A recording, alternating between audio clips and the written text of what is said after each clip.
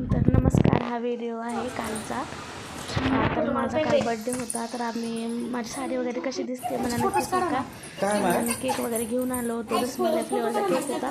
कारण मला बाकीचं शूट वगैरे करणं झालेलं नाही, कारण सगळी कामं पण मला चुरकायची होती आणि आम्ही घाईमध्ये जाऊन आलो, कारण पाऊस पण सुरू होता. त्यामुळे शूट काही घेतलं नाही मी बेकरीमध्ये वगैरे. मग माझा फोटोच्या पोज वगैरे देणं सुरू होतं आणि माझा कॅमेरामॅन होते माझे मिस्टर, तेच कॅमेरामॅन असतात माझे पर्सनली. आणि ते काय पेड कॅमेरामॅनपेक्षा पण चांगले फोटोज काढतात ते, आणि खूप छान फोटोज काढतात.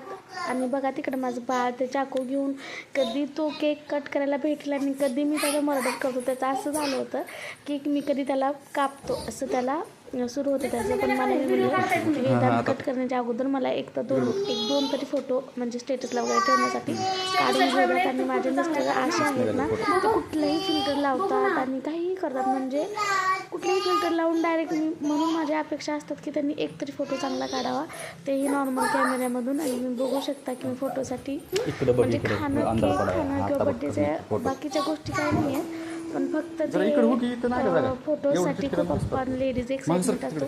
आणि माझे तर खूपच असतं, मला फोटोज खूप जास्त आवडतात काढायला. आणि माझी साडी कशी दिसते मला नक्की कमेंट करून सांगा.